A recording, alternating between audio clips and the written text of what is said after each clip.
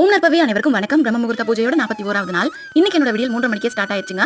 நேத்து கேட்டிருந்த விடுக்கதைக்கான பதில் அத்திமரம். நான் சின்ன வயசா இருக்கும்போது என்னோட அம்மாச்சி இந்த மரத்தை பத்தி ஒரு கதை சொன்னாங்க. அது உங்களோட ஷேர் பண்ணிக்கிறேன். ரொம்ப ஏழ்மையான நிலையில ஒரு நபர் இருந்தாரு. அவர் ரொம்பவே வெகுளியும் கூட. அவரோட ஆசையே தன்னை சுத்தி இருக்கவங்களையும் இல்லாதவங்களுக்கு உதவணும் அப்படிங்கிறது தான் அவரோட ஆசை. அவரே ஏழ்மை நிலையில இருக்கிறதுனால அந்த ஆசையை நிறைவேற்றவே முடியல. அவரோட நண்பன் குறுக்க வழியில போய் நிறைய பணங்களை சம்பாதிச்சான். இதை தெரியாத அந்த வெகுளி நபர், நீ எப்படி இவ்வளவு பணம் சம்பாதிச்ச, எனக்கும் அதை சொல்லி கொடு, நானும் சம்பாதிக்கணும், நிறைய பேருக்கு உதவி பண்ணணும் அப்படின்னு கேட்டான். அந்த நண்பன் இவர் முட்டாளாக்கணும், ஏமாத்தணும் அப்படிங்கிற நோக்கத்துல ஒரு சித்தர் அத்திமர பூவை பார்த்தா நிறைய பணம் கிடைக்கும் அப்படின்னு சொன்னாரு. நானும் அத்திமரத்துல பூவை பார்த்தேன், எனக்கும் நிறைய பணம் கிடைச்சது, நீயும் போய் விடிய காலையில பாரு, உனக்கு நிறைய பணம் கிடைக்கும் அப்படின்னு சொன்னா. இவரும் அதை நம்பி தினமும் அதிகாலையில அத்திமரத்துல போய் பாப்பாரு. ஒரு பூ கூட தென்படாது. முயற்சி கைவிடாம தினமும் அத்திமரத்தை போய் பார்க்கறதையும் ஒரு வேலையா வச்சுக்கிட்டான். இதை பார்த்த கடவுளுக்கு ரொம்பவே ஆச்சரியமா போச்சு. உடனே கடவுள் இவனுக்கு செல்வத்தை கொடுத்தா இவன் நல்வழியில தான் பயன்படுத்துவான், அதனால இவனுக்கு நம்ம செல்வத்தை கொடுக்கலாம் அப்படின்னு முடிவு பண்றாரு. மறுநாள் காலையில அத்திமரத்தை போய் பார்க்கறான். மரம் ஃபுல்லா பூவா இருக்கு. அன்னையில இருந்து இவன் ஒரு செல்வந்தன் ஆயிட்டான். நிறைய ஏழைகளுக்கு உதவி பண்ண ஆரம்பிச்சான். நம்ம நல்ல எண்ணத்தோட முயற்சி பண்ற ஒவ்வொரு விஷயத்துக்கும் கடவுள் துணையா நிப்பாரு.